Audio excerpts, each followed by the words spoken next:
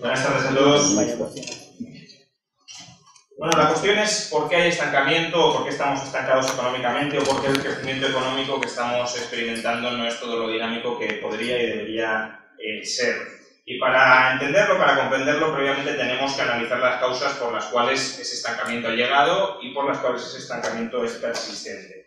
Estamos ante un estancamiento derivado de políticas económicas de, Mr. Barcelovich decía, de crecimiento a corto plazo, podríamos decir de hinchazón, de crecimiento no sano, que han terminado colapsando. ¿Y por qué se produjeron estas hinchazones? ¿Por qué se creció insosteniblemente y por tanto se destruyó riqueza condenándonos al estancamiento presente? Pues bueno, las crisis económicas como las depresiones, como aquellas en las que estamos sumergidos, traen causa de que el crédito crece, o el crédito a largo plazo crece más que el ahorro a largo plazo. Es decir, hay más crédito que el ahorro al mismo plazo que puede financiarlo. La gente está prestando, la gente, los bancos, las instituciones financieras están concediendo crédito por encima de las disponibilidades de ahorro para financiar ese crédito. ¿Esto por qué se produce? Pues por el famoso descalce de plazos y de riesgos.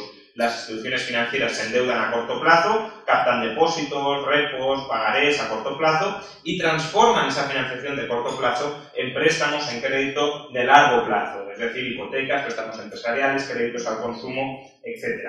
La consecuencia de este descalce de plazos y de riesgos es justamente que los tipos de interés a largo plazo y de alto riesgo se reducen artificialmente, se reducen por debajo de aquel nivel que verdaderamente remunera a aquellos capitalistas que están dispuestos a esperar tales plazos para que maduren las inversiones o asumir tales riesgos.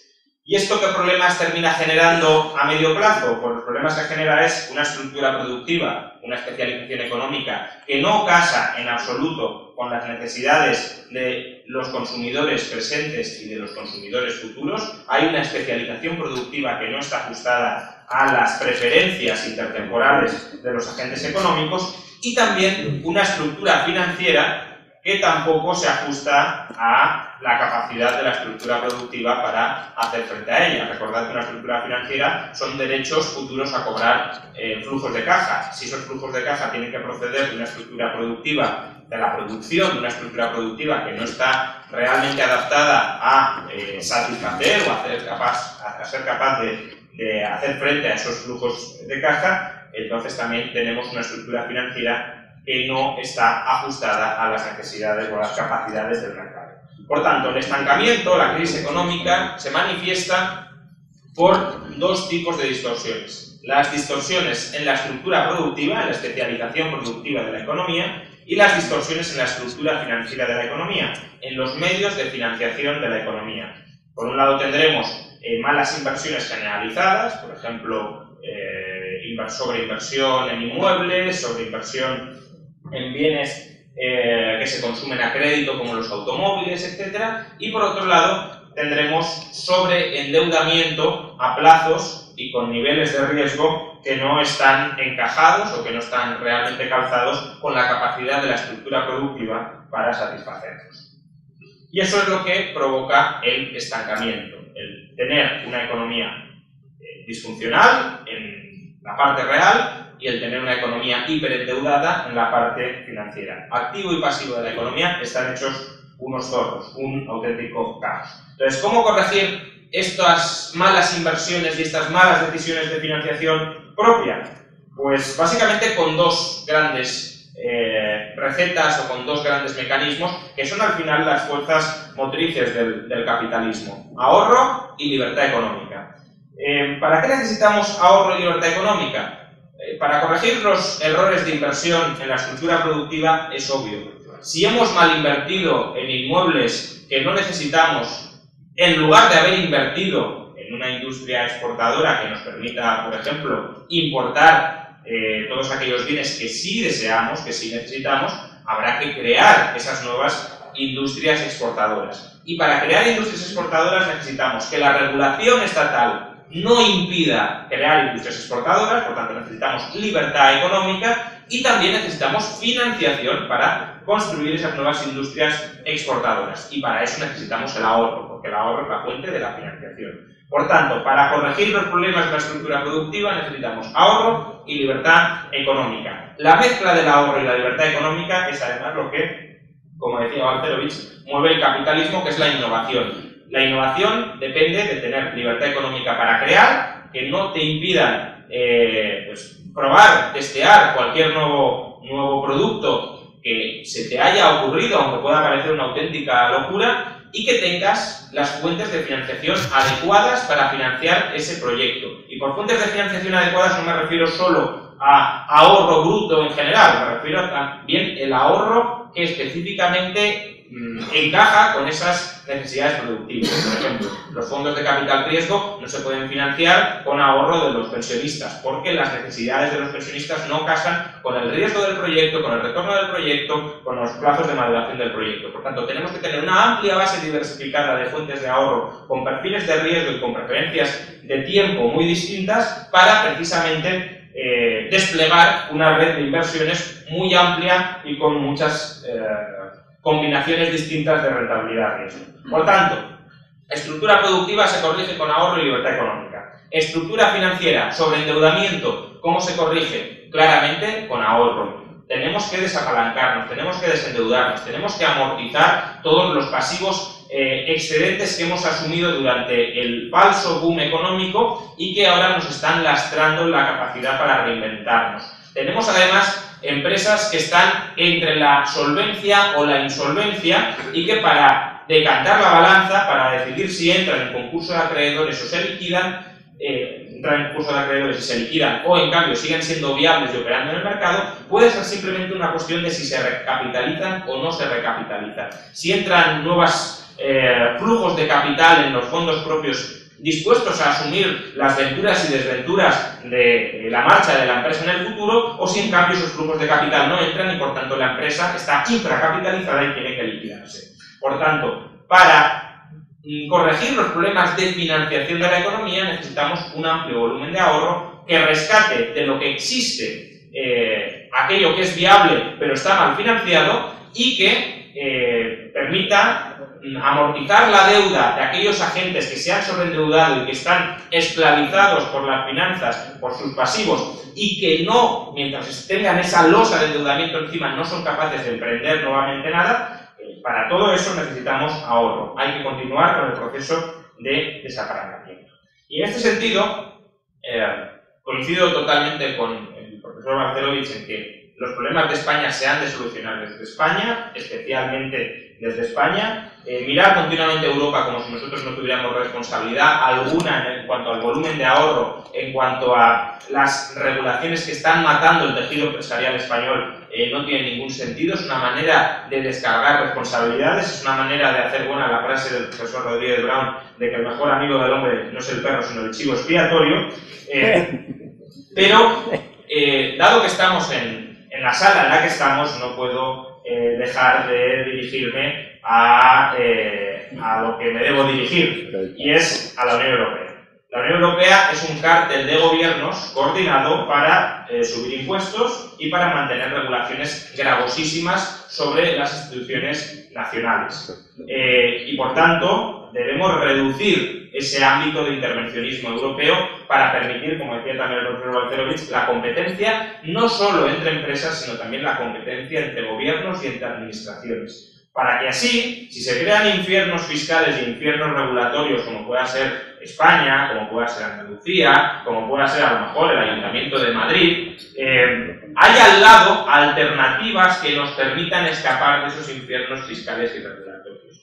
La Unión Europea es la manera de coordinar a todos los gobiernos para que no aparezcan oasis de libertad en Europa, para que no haya, también como antes ha explicado el profesor Krugman, para que no haya posibilidad de crear enclaves de libertad en Europa. Y para eso tenemos que ir desarmando ese gigante regulatorio, ese gigante burocrático, ese gigante del control sobre los ciudadanos en los que se ha terminado convirtiendo la Unión Europea, que habría sido un proyecto magnífico en caso de que se hubiese limitado a un punto. Abolimos las fronteras a los capitales, a las personas y a las mercancías.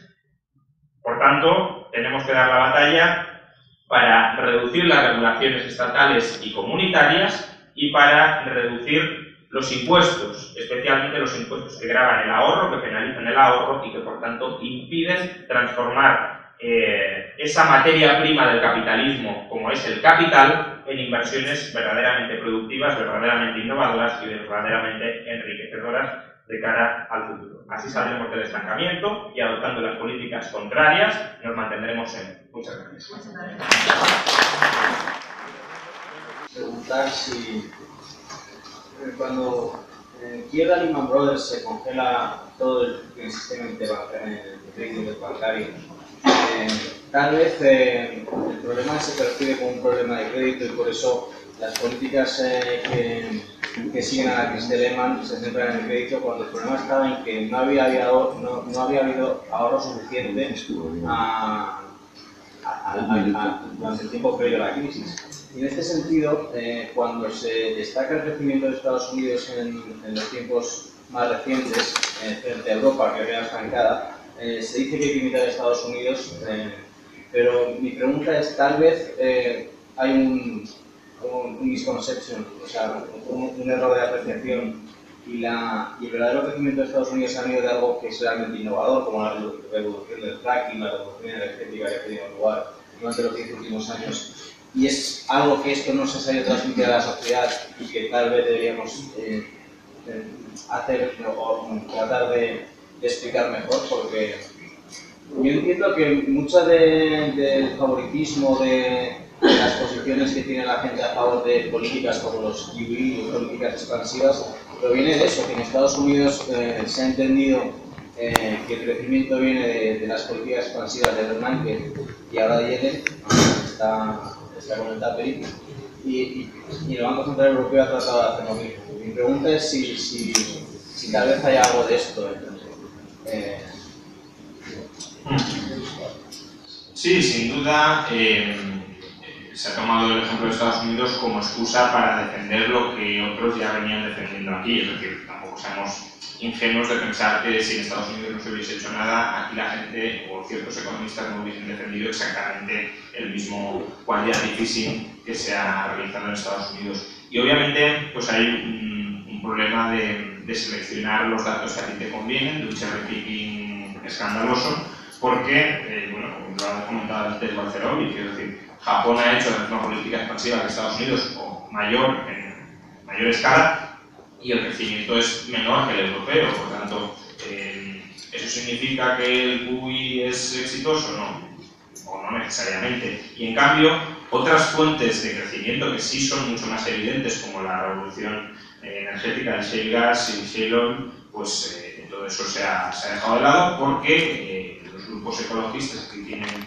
bastante poder y bastante predicamento, y por tanto no hay ninguna de las maneras, no se puede consentir de ninguna de las maneras que la causa del crecimiento económico en Estados Unidos sea la revolución energética, porque aquí no la podemos ni la queremos adoptar según se nos está diciendo. Y yo simplemente un matiz, porque creo que es importante. Has comenzado la exposición diciendo que el mercado crediticio se congeló con la quiebra de Lehman Brothers. George Selgin no está de acuerdo con esta tesis, y creo que es importante que empecemos a tumbar ese mito. Realmente cuando quiebra Lehman Brothers no hay una paralización del mercado de crédito en absoluto. Es decir, sí que hay un aumento de la prima del interbancario sobre la deuda pública, pero no es algo escandaloso. Cuando realmente se empieza a paralizar verdaderamente el crédito es en dos momentos. Primero, cuando el gobierno estadounidense dice que hemos de rescatar a toda la banca, lleva la ley al Congreso y el Congreso tumba la ley. Porque claro, si el gobierno estadounidense reconoce que se necesitaba un rescate masivo y el Congreso tumba la ley, pues es como decir, estamos quebrados y no podemos hacer nada para evitarlo. Pero sobre todo el segundo momento en el que se dispara y se secan ya los créditos es con la quiebra, si no recuerdo mal, de Washington Mutual. Con la quiebra de Washington Mutual, el gobierno cambió arbitrariamente el orden de prelación de cobro de los créditos. quiso rescatar a los depositantes con preferencia a otros acreedores preferentes y alteró el orden de prelación de cobro de los créditos. Y hacer eso, porque le dio la gana al gobierno, te rompe no solo las reglas del juego, sino cualquier tipo de previsibilidad sobre qué va a pasar con los futuros defaults. Y a partir de ahí es cuando ya probablemente empezaron las liquidaciones masivas, cuando se dejó de prestar, porque claro, si yo te presto a ti, preferentemente, pero luego llega el gobierno y me dice, no, tú el último en cobrar. Pues obviamente me atesoro el dinero, que es lo único que sé que no va a quebrar, o compro deuda pública, que en principio también es lo único que no.